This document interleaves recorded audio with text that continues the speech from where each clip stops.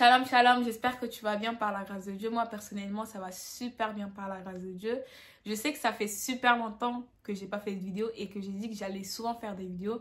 Mais malheureusement, j'ai pas fait. Pourquoi? Parce que, en réalité, j'ai pas de raison. J'ai vraiment pas de raison.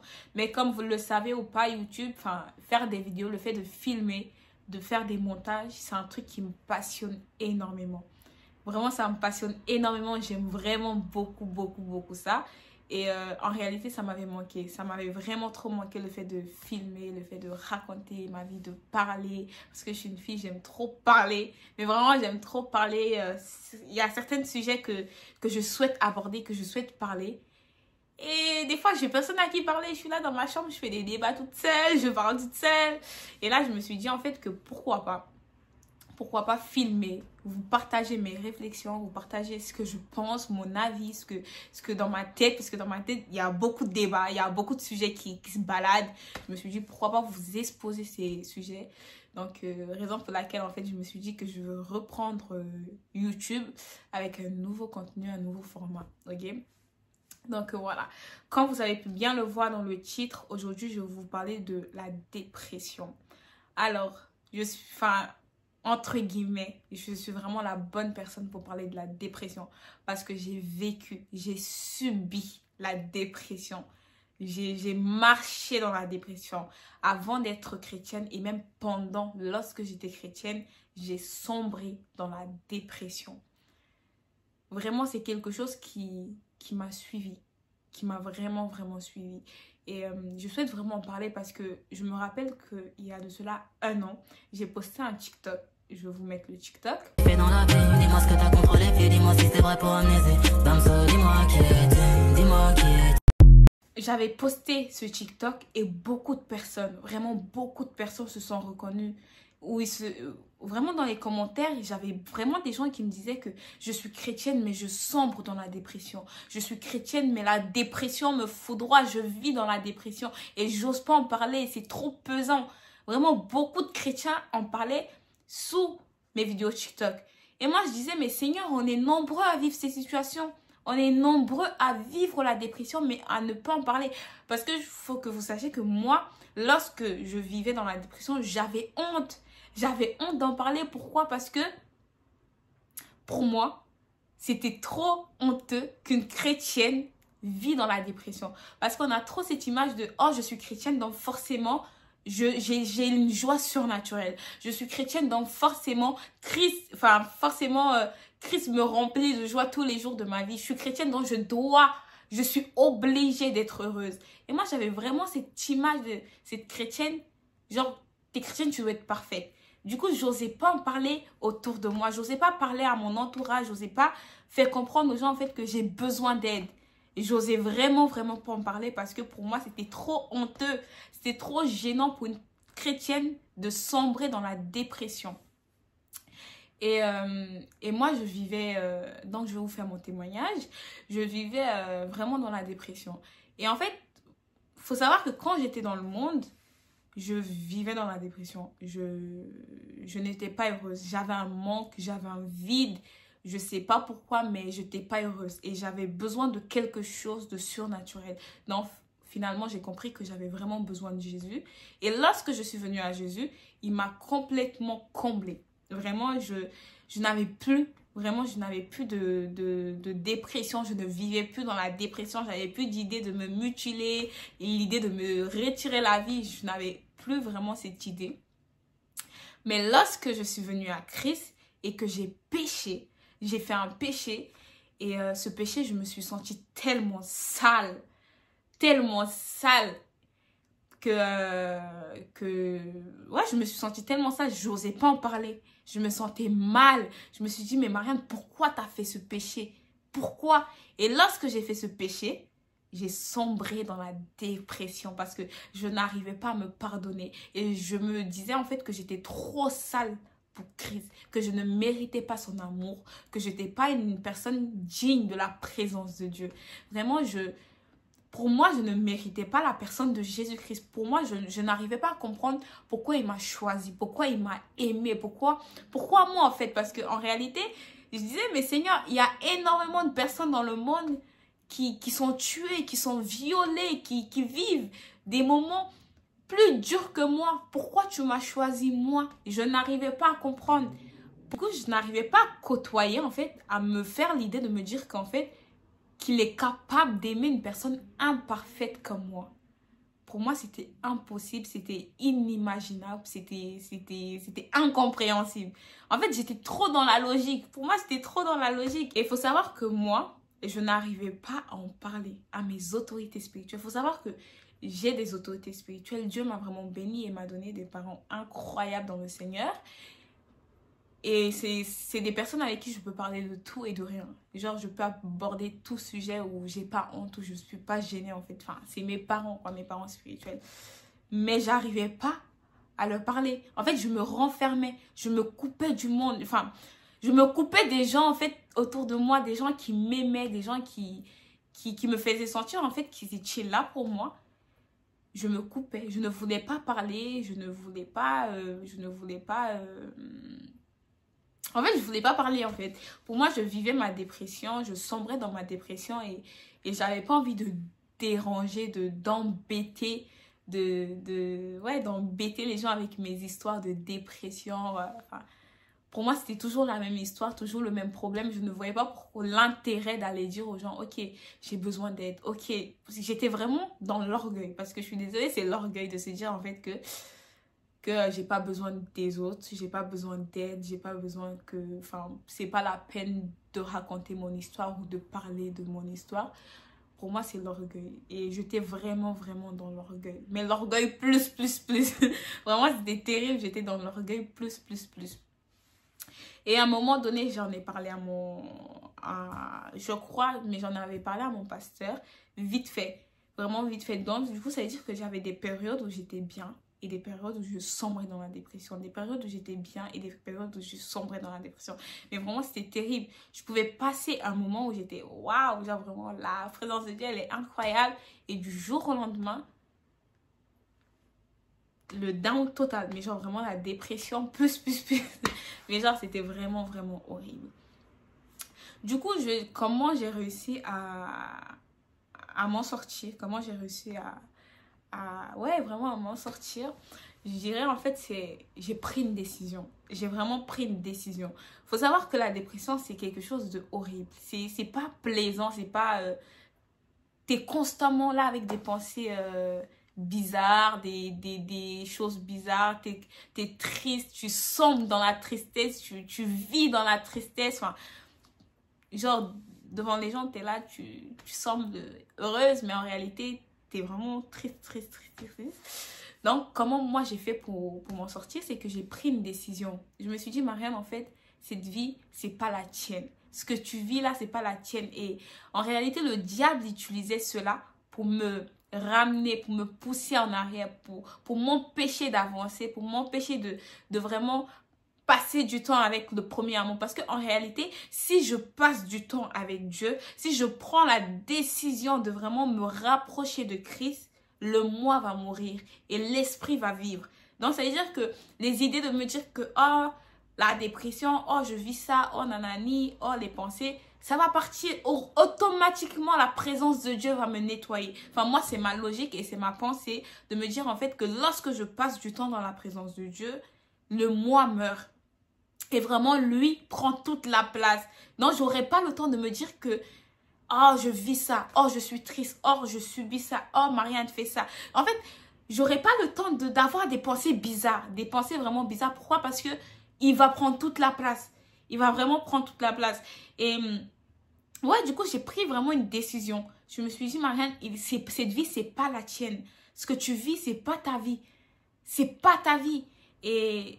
ouais, vraiment, c'est pas ta vie. Et j'ai pris la décision de ne plus être cette personne dépressive, de ne plus être cette personne qui subit, vraiment qui subit, parce que je subissais ma vie. J'étais esclave de la dépression. J'étais esclave des pensées qui ne glorifiaient pas Dieu. J'étais vraiment esclave de ces choses-là.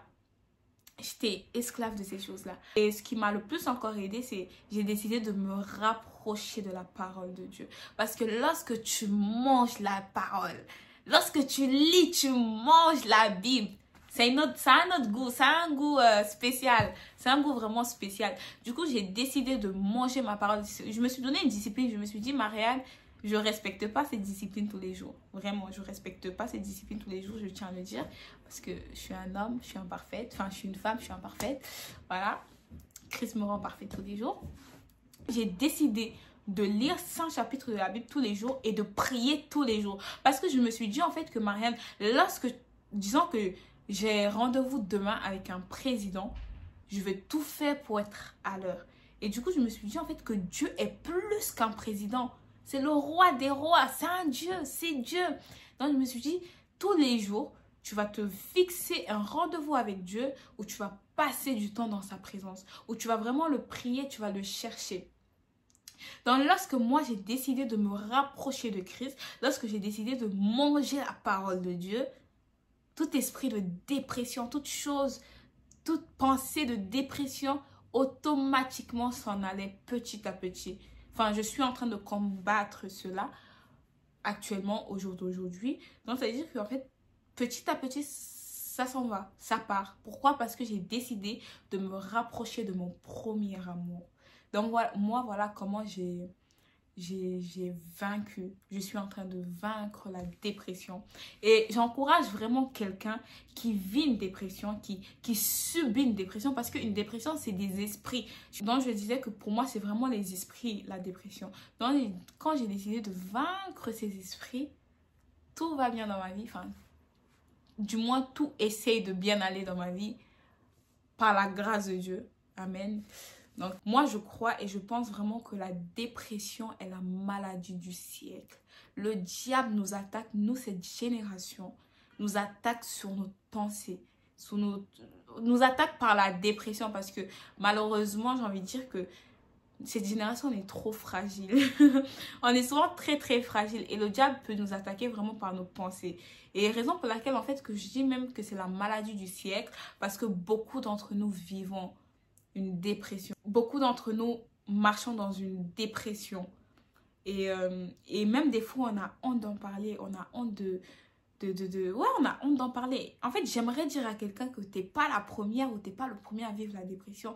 Il y a beaucoup de personnages bibliques même, qui ont vécu la dépression. Personnellement, là, je pense directement à Jérémie. Dans Jérémie 14, non, dans Jérémie 20, verset 14, il dit, je lis la parole de Dieu avec respect et humilité, il dit, maudit soit le jour où je suis né, que le jour où ma mère m'a enfanté ne soit pas béni. Amen. Et on a aussi Job qui a vécu la dépression. On a aussi le prophète Élie qui a vécu la dépression. T'es pas le premier ou t'es pas la première à vivre la dépression. Amen. Mais j'aimerais te dire en fait que prie, implore Dieu, cherche la présence de Dieu, prie vraiment, cherche à lire ta parole. Et je pense qu'en lisant la parole de Dieu, en cherchant la présence de Dieu, vraiment tout esprit de dépression, tout esprit qui n'est pas de Dieu, va s'en aller petit à petit. Amen. Job, en fait, lorsque j'étais en train de prier, vraiment pour cette vidéo du coup, et il y a un verset qui m'est venu. Vraiment, un verset qui m'est venu. Du coup, je vais vous lire le verset. C'est dans Job 19, verset 25. Je lis la parole de Dieu avec respect et humilité. La parole de Dieu dit, « Mais je sais que mon Rédempteur est vivant et qu'il se lèvera le dernier sur la terre. » Amen. Amen. Vraiment, Christ, ton Rédempteur, se lèvera pour te sauver. Il te tend la main. Et toi qui vis une dépression, toi qui subis une dépression, j'aimerais te dire que Christ te tend la main et Jésus veut vraiment te restaurer. Et en fait, j'aimerais encourager quelqu'un à ne pas avoir honte. Vraiment, n'aie pas honte de vivre ce que tu vis. C'est ton histoire, c'est ton témoignage. N'aie pas honte de cela. Parle à tes autorités spirituelles. Dis, ok papa, ok maman, je vis ça, je subis ça. J'ai besoin de vos prières. J'ai besoin que vous priez pour moi. J'ai besoin que vous m'aidiez parce que je n'arrive pas. C'est plus fort que moi. Vraiment, ayant vraiment ce cœur humble. Enfin, En fait, apprenons vraiment à nous humilier en nous disant que, ok, je ne suis pas capable, je ne peux pas, de moi-même, je ne peux pas. J'ai besoin de mes autorités spirituelles, j'ai besoin de mes frères en Christ, j'ai besoin de Dieu, j'ai besoin du Saint-Esprit. Apprenons à demander de l'aide. Je pense que la dépression, ce qui se cache derrière, c'est des esprits. C'est vraiment des esprits. Apprenons à chasser, à prendre autorité sur ces esprits parce que Christ nous a laissé, Christ nous dit que celui qui vit en moi est plus fort que celui qui est dans le monde. Parce que tu crois que Christ qui vit en toi est plus grand que ces esprits de dépression. Celui qui vit en toi est plus grand que ces pensées, malheureusement, qui ne glorifient pas Dieu. Prends l'autorité et prie. Prends l'autorité et prie et affronte ces pensées. Parle à ta dépression. Vraiment, parle à ta dépression. La Bible nous dit que la bouche, on a le pouvoir de créer et de détruire. Je ne sais même pas si c'est ça, mais il y a un verset qui nous parle du pouvoir de la langue. Moi, je crois véritablement que les choses que je déclare dans ma vie peuvent avoir un impact. Ok? Donc, utilise ta bouche pour créer la personne, la femme, l'homme que tu souhaites être plus tard. Utilise ta bouche pour déclarer que tu n'es plus une personne dépressive. Utilise ta bouche pour dire que tu ne vas plus subir cette dépression.